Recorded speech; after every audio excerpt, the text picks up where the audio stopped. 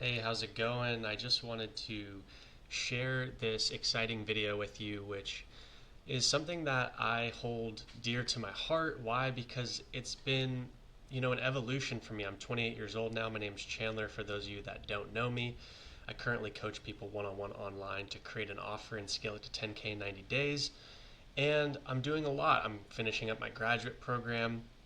And, life can really feel overwhelming at times, and we can get excited about something. And I know for myself, really getting into things from the start, I have a lot of excitement, and then gradually as I get into things, sometimes it can lead to burnout and frustration, anxiety, depression, feeling alone. The entrepreneurial journey can really take you on that roller coaster of events. If you are an entrepreneur, coach, anything like that, you're probably familiar with that feeling of hitting those low points. And I really just wanted to create this video to explain a breakthrough that I fully believe that I've had to experience through the highs and lows of entrepreneurship, so that you can learn from this, and hopefully the path to your outcomes or your goals will be a lot less, um, you know, of a struggle, and it'll feel more like you're going downstream rather than upstream. So let's just dive right in. The paradox of desire. Why trying too hard pushes away what you want. Now, the paradox of desire presents an intriguing phenomenon. The harder we try to achieve something, the more elusive it becomes. This concept is rooted in psychological principles, quantum mechanics, and metaphysical laws. Understanding this paradox can help us approach our desires more effectively, aligning our efforts with the natural flow of the universe rather than creating resistance through desperate striving. So that's what this video is about. Next slide. The problem. The harder you try, the less you get. Now, maybe you felt this way in life where you feel like you're giving it your all, you're trying. I can really relate to this when it comes to my soccer career. I was pushing and pushing and pushing, and sometimes that place of over pushing ended up getting myself into problems, like getting injured, um, red cards, all these things that, because I was trying and coming from this place of desperation or fear of losing, I ended up getting more of that. So the law of reversed effort, that's what this is really about. And I thought of this, and I found this idea and this law through Alan Watts, who's just an incredible philosopher. And it's basically known as the backwards law. This principle states that the more desperately you try to achieve something, the harder it becomes to get it. Anxiety and effort, when coming from a place of fear or lack, create resistance rather than flow. So really think about, when you're working towards something in your life, is it coming from and stemming from a place of anxiety or fears or anything like that? Because if that's the case, chances are you're going to be running into the same patterns, and you're going to maybe be getting results, but you might not be happy with the results that you're getting. So it's like one of those situations where you're almost like blinded to your own inner reality, and you lead yourself into a dead end. And it happens to us over and over and over again until finally somebody wakes us up and shakes us and says, hey, you need to rethink everything you're doing and completely flip yourself upside down 360 to have a new perspective. So these three laws are intertwined and linked with the law of attraction, which is based off the idea that like attracts like. If you desire something from a state of lack, low vibration, you attract more of that. Conversely, if you vibrate at the frequency of abundance and trust, a high vibrational state, you attract more of what you want. So that is the premise of the law of attraction. Now, the observer effect, which ties in, is in quantum physics. The act of observation changes the outcome. So if you're not familiar with this law, I highly recommend looking up the double slit experiment. It's a really interesting experiment with particles and waves. Um, and that just shows that based off the scientist observing and being highly focused on the experiment changes the outcome. So when you focus intensely on a desire with low vibration emotions, just like the scientists, you collapse the possibilities into an unfavorable outcome, preventing the desired manifestation. So when I think about that with just, let's say you're so focused on getting new clients. Let's say you're so focused on attracting people through your videos that you're coming from this place of trying so hard and this like fear of not creating something viral, this fear of not being seen. It's coming from an anxious, low vibrational state. You're putting yourself out there, right? But you might be collapsing all the possibilities around you as to maybe taking a step away from that in order to expand yourself, go on a camping trip, get outside, get into nature, do things that actually take you away from the current action that you're taking in order to expand yourself and reach your desired manifestation or your end goal that much quicker. So that's what this is about. Next slide. Low vibration versus high vibration desire. So a common thing with the law of attraction, energy, spiritual stuff is we can think that, if we just, feel a certain way, we're going to attract and we don't have to put in any effort. But that's not really what this video is about. This video is about really thinking about when you are putting in effort, where is it coming from?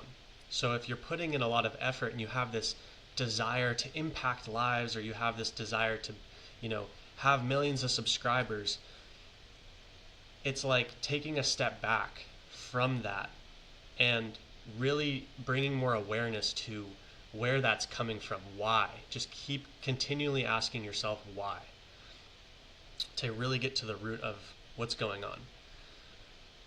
Low vibration desire.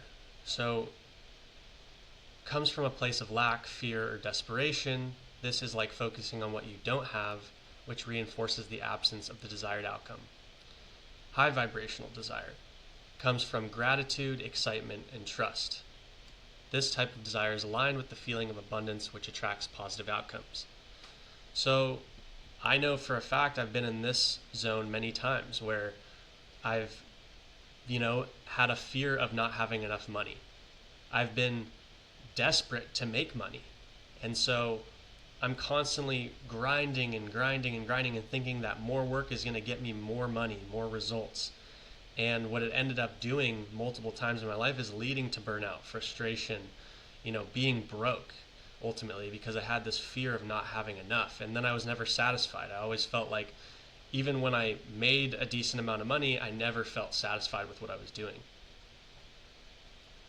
Versus if, I was in the high vibrational state, feeling gratitude for what I have, excitement and trust in that process, everything's just going to click so much more smoothly, and I'm going to enjoy my relationships, have better balance, all those things. Next slide. So this is a good example of low vibration desire, money. I need to make 10K because I'm struggling and nothing is working.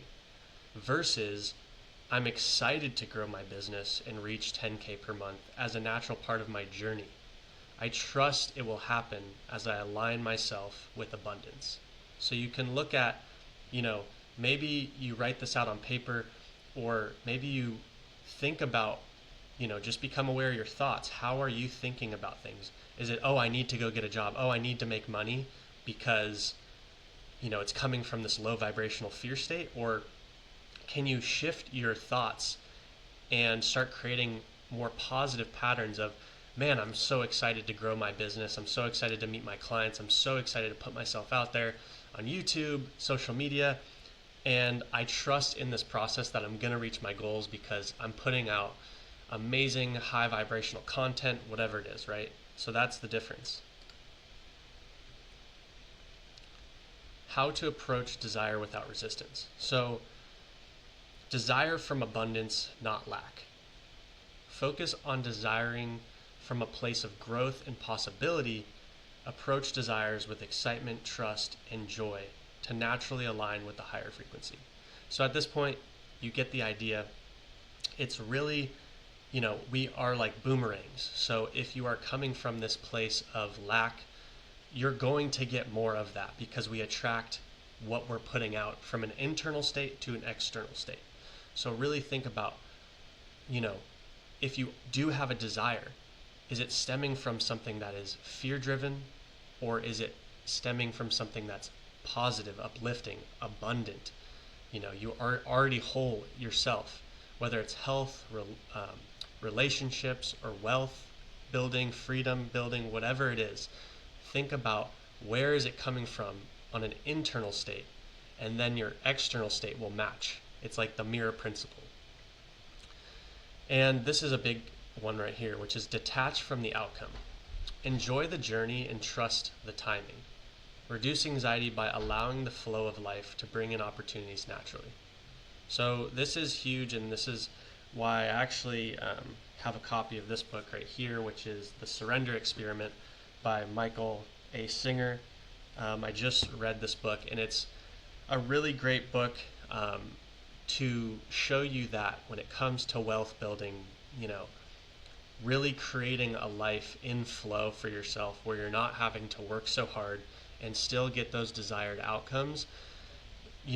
Taking Michael Singer's words from his book is incredible. It's just amazing guidance. He would literally, the story, just to give you the brief synopsis of it, he would literally basically meditate pretty much all day, every day. And one thing led to another, and all of a sudden he's running a multi-million, $100 million company that ends up changing the country with its incredible software. And he was like going from real estate to software. It was like the most incredible story I've ever heard from a guy who really didn't even do that much but meditate. So he would meditate, get clarity on his life, and one project just led to the next, and he really just put his heart and soul into all the work that he was doing, not expecting anything in return. And eventually you saw these dots start to connect where he all of a sudden was flying on private jets. And it's just a testament to letting go and surrendering in your life. So maybe ask yourself the question, where can I surrender more to the experience and not worry so much, and take the pressure off yourself in this process of entrepreneurship, and give yourself permission to tap into yourself, take a break, meditate, go for a walk outside. The third thing is visualize with gratitude and excitement. So when visualizing goals, feel grateful and excited as though they've already manifested. This aligns with the law of attraction, attracting more abundance.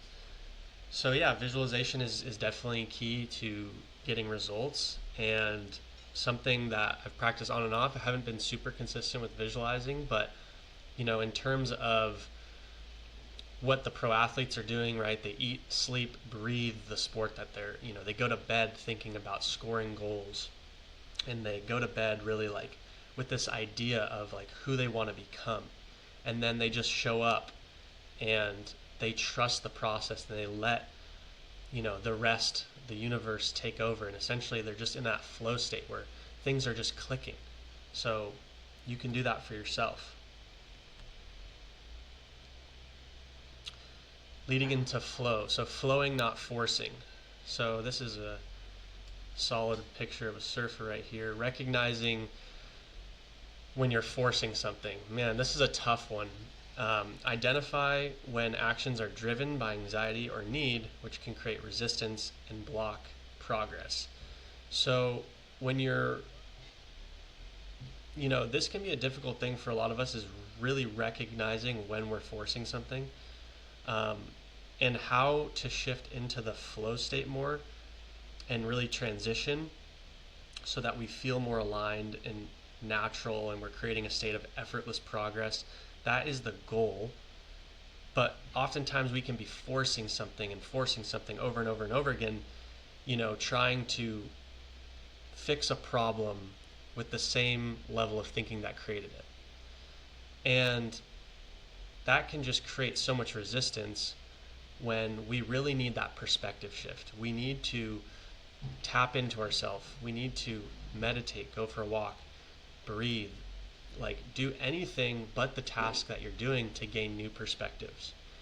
And that will help. And then, just let go, just like the surfer. It's like you have to let go and allow the wave to take you where it wants to. If you start forcing things and you start trying to, like shortboarders will try to cut and turn and do all these things, when the wave is just going to take you where it needs to. And you just have to trust that it knows where it's going and where it's leading.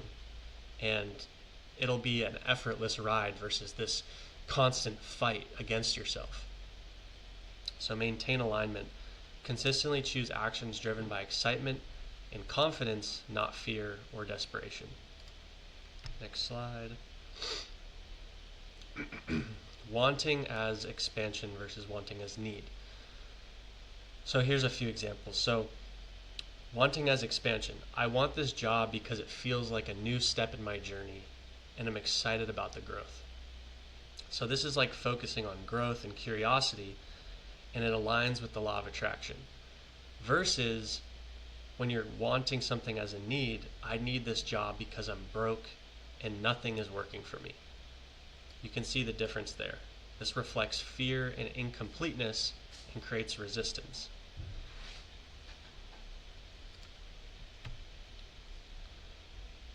So practical examples of money and jobs. So money example, high vibration. I'm excited about making $10,000 per month because it allows me to provide value and expand my business.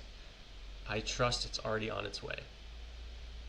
Now, this might seem like obvious information, but like in reality, like a lot of us go throughout our day-to-day and we tend to completely forget about these things. We're operating like 95+% of us are probably operating from these fear-driven states.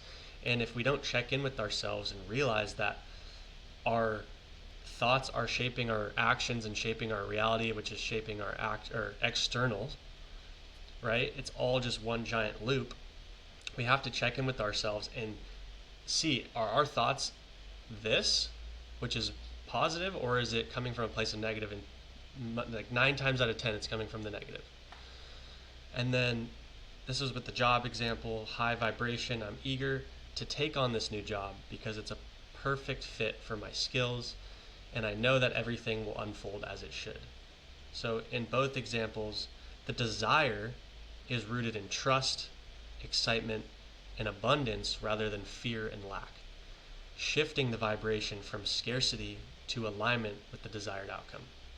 So now you can see, like, if a good example is like somebody who's like, oh, how did I, that victim mentality. It's like, I couldn't do anything about it. Well, it's like, no, you made choices based off of your internal state, which they might not even recognized.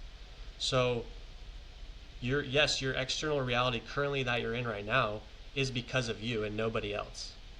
And that might seem unfair and people are going to, throw out examples, but everything in the external reality is directly related to how we are on an internal level.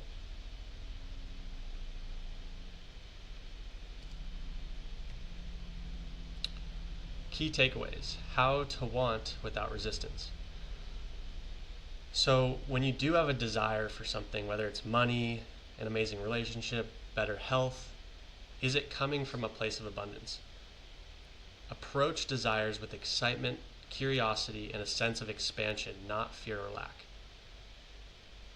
Detach from our outcomes, right? Trust in the timing in the process, focusing on the journey rather than desperately needing immediate results. Take aligned action. Move forward with confidence without forcing or trying too hard from a place of anxiety. So that is the premise of this entire presentation. I hope you enjoyed, and I'll see you in the next video.